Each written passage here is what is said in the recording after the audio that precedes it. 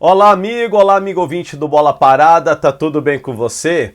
Hoje a gente já começa falando direto de seleção brasileira.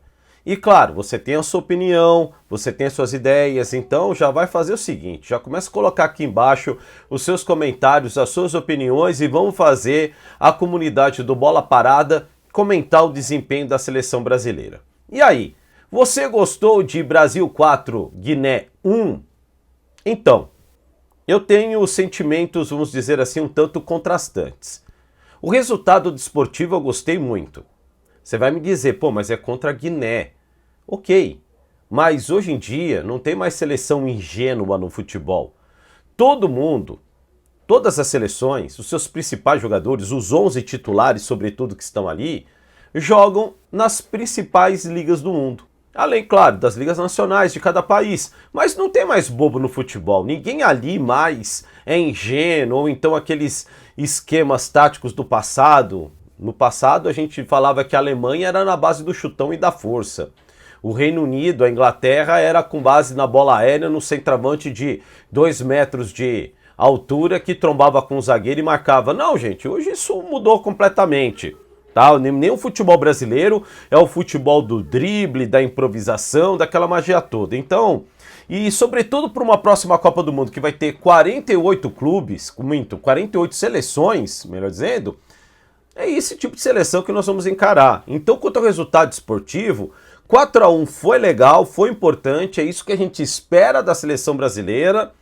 E na última Copa do Mundo, eu lembro que a gente fez amistosos que ganhamos do montão da Coreia do Sul. Nem me recordo mais quanto é que foi. Eu acho que foi 5-0 à época. A gente chegou na Copa do Mundo e confirmamos 4-1 e nós estávamos nas oitavas de final. Então, é um adversário que a gente pode pegar em fase de grupo, oitava de final, eventualmente pode ser uma geração que surpreende e chegar até umas quartas, junto com o Brasil. Então, quanto ao resultado esportivo, eu não vejo problema, não vejo diferença. Gostei pra caramba. O que eu não gostei? Primeiro, quem é o técnico da seleção brasileira? Vai ser mesmo Ramon Menezes? Ontem a televisão deu que o presidente da CBF vai esperar pelo Carlo Ancelotti. E aí a informação deixa todo mundo feliz. Só que ele só viria depois de ter concluído o contrato com o Real Madrid. Então, na melhor das hipóteses, isso seria ali no começo de 24 ou ainda no segundo semestre de 24. E aí é uma coisa da qual eu discordo totalmente. A seleção brasileira não pode esperar nem o Pep Guardiola. A seleção brasileira está acima de qualquer técnico e não preciso ficar explicando por quê. Agora esperar até 2024 pelo Ancelotti é reduzir a seleção brasileira. E me desculpe, isso está totalmente equivocado. A seleção brasileira vai ter um ciclo de 2 anos até a próxima Copa do Mundo lá na América do Norte. 2 anos. O futebol, no nível que ele se encontra, você acha que você vai ganhar uma Copa do Mundo fazendo um ciclo de 2 anos? Ah, tá tudo errado. A gente fez um ciclo de 2 anos aí com o Filipão para 14. O que aconteceu? Todo mundo sabe. Ah, mas lá em 2002 o Filipão também fez um ciclo de 2 anos. Isso, há mais de 20 anos atrás, quando o futebol era outro. Então assim, a seleção brasileira está pedindo para adiar o Hexa para a Copa de 2030. Com 2 anos de trabalho, até o Carlo Ancelotti vir entender o futebol brasileiro. Ah, mas ele vai trabalhar com jogadores da Europa que ele conhece. A questão é, esses jogadores, nesse coletivo chamado Seleção Brasileira, vão assimilar adequadamente as ideias do Carlo Ancelotti? E o Carlo Ancelotti, eu questiono, ele é tão revolucionário assim para fazer esse coletivo jogar como uma valsa, como uma bela música, com a harmonia de uma excelente bateria de escola de samba, do jeito que as pessoas estão imaginando? Então, minhas desculpas, mas eu não tenho como concordar com isso. Isso daí é diminuir a seleção brasileira. Poderia ser o Pep Guardiola, desde que ele estivesse a fim de vir para o Brasil na hora que a CBF entrou em contato com ele. Senão vamos de Ramon Menezes. Por que não? Então assim, não dá para concordar com isso. Se for ter que esperar para 24, não tem ninguém que fique Ramon Menezes. Vamos com ele. E pronto. E pronto. Quem sabe dá certo, ué. Surpresas, isso aqui chama futebol. Surpresa tem para todo lado. E aqui no futebol brasileiro, a novidade foi Luiz Felipe Scolari no Atlético Mineiro. Depois de um papo, não, me aposentei, sou apenas diretor técnico, tal, não sei o quê. Olha, gente, o Filipão, ele é um cara muito competitivo. E assim, ele já é septagenário, mas ele ainda vai muito bem, obrigado. Idade não quer dizer nada. O Filipão ainda é contemporâneo.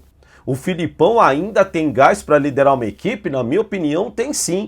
E aí, me surpreendeu o convite, até porque ele estava diretor do Atlético Paranaense e talvez ali alguma situação tenha desagradado. O Filipão não é de romper contratos. O Filipão, ele não é de abandonar times. É a primeira vez que eu lembre na minha carreira de ele ter deixado um time assim, repentinamente ter ido para outro. Então, o Filipão, ele devia estar incomodado. Ao longo dos tempos a gente vai acabar descobrindo, as histórias sempre aparecem, mas alguma coisa estava incomodando ele no Atlético Paranaense para ele aceitar tão repentinamente essa proposta do Atlético Mineiro. E aí ele vai fazer uma coisa que também ele não fez quando esteve no Rio Grande do Sul, ainda em São Paulo. Ele foi técnico do Grêmio, não foi técnico do Inter.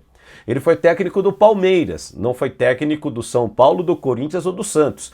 Mas em Minas Gerais, agora ele foi técnico do Cruzeiro e agora é técnico do Atlético Mineiro. Então é uma novidade também na carreira do Filipão, na altura que ela tem, uma carreira vitoriosa.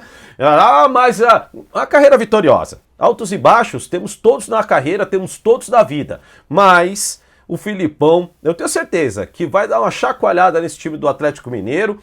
Eu falei aqui no episódio anterior de Bola Parada, e é também na minha Twitch, os candidatos aí, os caras que vão disputar o Campeonato Brasileiro, o Atlético Mineiro está entre eles, então você pode ter certeza que agora, depois do questionável Eduardo Cudê, o Atlético Mineiro vai começar a apresentar maior regularidade, e a torcida do Galo vai gostar, e eu desejo toda a sorte para o Filipão. Surpreendeu nessa mudança toda terem desligado do Atlético Paranaense o Paulo Turra, que também estava bem, classificado aí na Libertadores, o time também está bem no Campeonato Brasileiro e do que eu li na imprensa é retaliação ao Filipão. E é uma coisa triste, um técnico vitorioso que está indo bem ser desligado por conta de retaliação. Então assim, eu acho que o Atlético Paranaense poderia ter pensado de modo mais amplo, de cabeça mais fria, enfim. Mas eu acredito que o Paulo Turra em breve vai conseguir um encaixe aí em algum grande time do futebol brasileiro, porque o Vasco tá mal lá com o Barbieri, o Corinthians não tá tão bem com o Luxemburgo, o Santos não tá tão bem com o Odair Hellmann, e o Paulo Turra estava bem com o Atlético Paranaense. Então, eu sei que o Paulo Turra não termina o Campeonato Brasileiro sem algum time. Ele vai aparecer a qualquer momento, tá bom? Então é isso aí, a gente vai fechando Bola Parada por aqui, você me acompanha pelo YouTube, também pelo Spotify, deixa aqui os seus comentários sobre tudo isso que a gente apresentou, compartilha, se inscreva, tanto no Spotify como também no YouTube, dê o like para esse vídeo chegar em bastante gente. A gente se encontra no próximo episódio, aquele abraço, falou!